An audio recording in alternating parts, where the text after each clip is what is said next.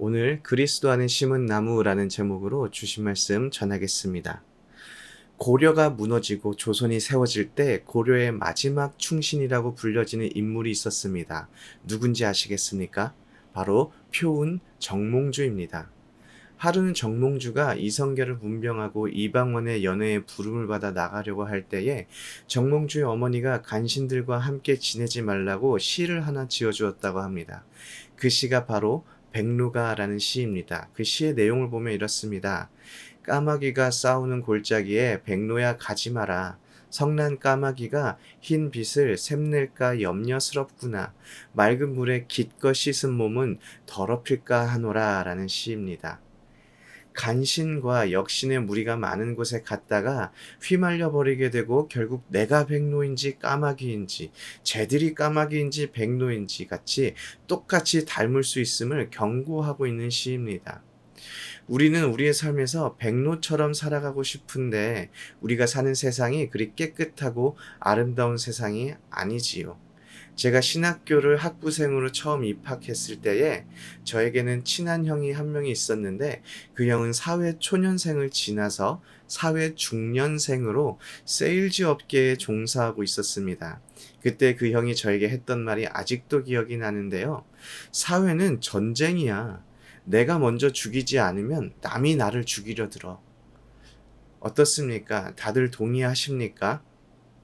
당시 저는 신학교에서 교수님들, 같은 신학생들, 그리고 목사님, 전도사님들과 함께 어울렸기 때문에 이것이 크게 이해가 되거나 마음에 와닿는 말은 아니었습니다. 그런데 학부를 끝내고 잠깐 동안 사회생활을 하면서 그리고 사회생활을 하는 청년들의 푸념을 들으면서 우리가 살아가는 삶이 아름답기만 한 삶은 아니구나, 전쟁터구나 라는 사실을 깨닫게 되었습니다.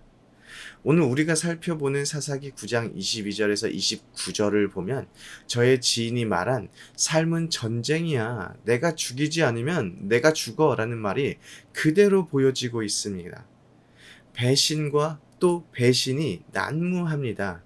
그 이유는 다른 것이 아니라 나에게 더 이익이 되는 것이 무엇인가 라는 것이지요.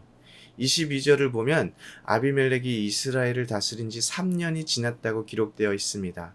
아비멜렉이 누구입니까? 사사기 9장 6절을 보면 여룻바알, 바로 기드온의 아들로서 자신의 형제들을 다 죽여버리고 세겜 사람들에 의해서 왕이 된 자입니다.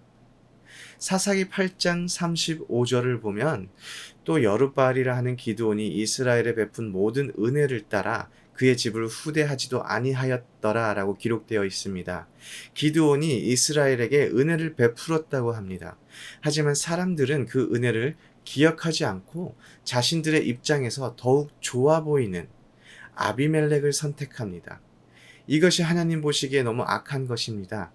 23절을 보면 하나님께서 아비멜렉과 세겜 사람들 사이에 악한 영을 보내었다고 기록되어 있습니다. 그 결과로 세겜이 아비멜렉을 배반하고 전쟁이 일어나는 것으로 이어지게 됩니다. 25절을 보면 세겜 사람들은 산 꼭대기에 사람을 매복시켜서 지나가는 사람들을 약탈합니다. 어떤 학자들은 강도질을 하면서 아비멜렉에게 바쳐질 돈을 빼앗고 아비멜렉의 주머니에 손해를 끼칠 의도라고 설명합니다. 또 다른 학자는 아비멜렉이 자신의 영토의 치안을 유지하지 못한다는 그런 불명예를 안기려는 의도가 있다고 설명하고 있습니다.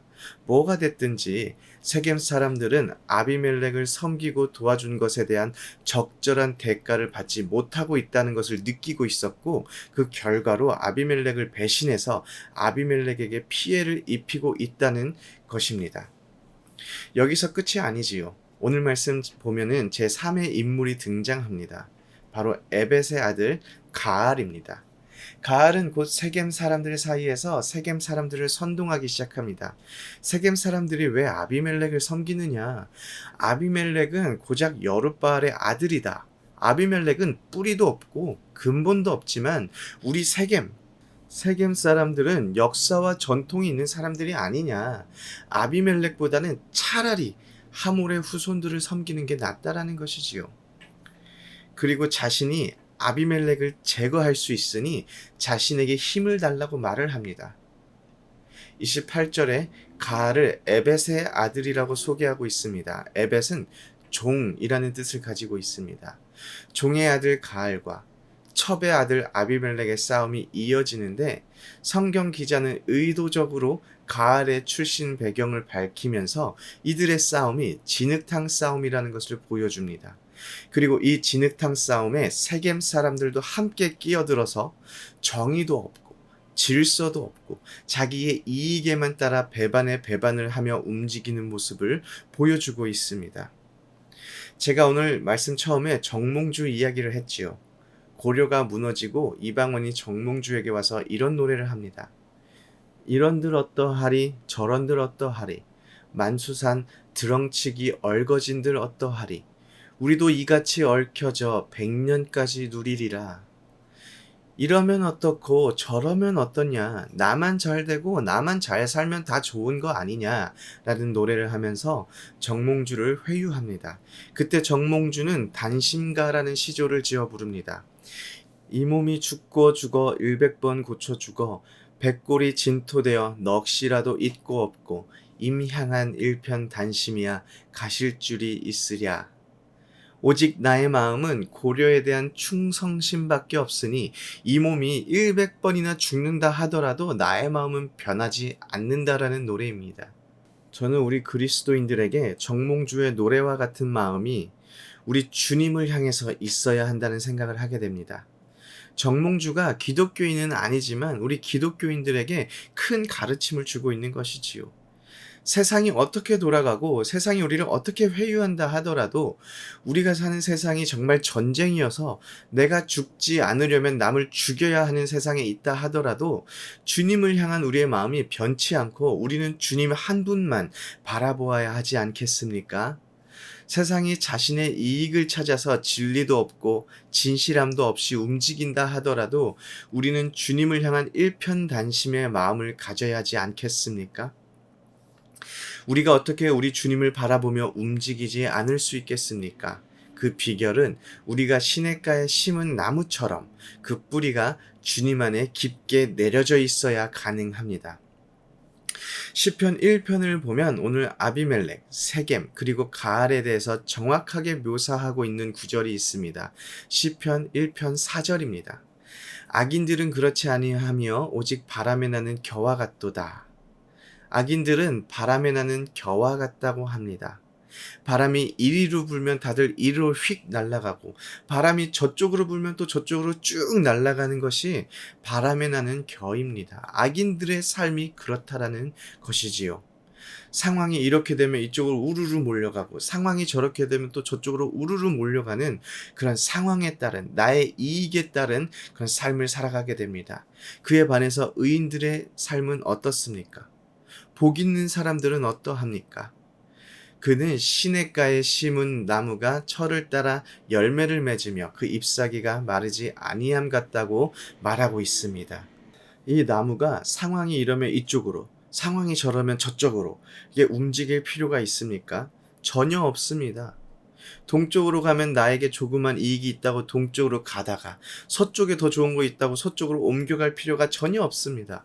왜냐하면 생명의 근원인 시냇가가 그 옆에 있기 때문입니다. 우리 또한 마찬가지입니다. 우리의 생명의 근원 되시는 하나님께서 우리와 함께 하십니다. 혼탁하고 전쟁과 같다고 말하는 세상 속에서 우리가 예수 그리스도 안에 거하여 있으면 마치 시냇가에 심은 나무와 같이 흔들릴 필요도 이리저리 움직일 필요도 휩쓸릴 일도 없습니다.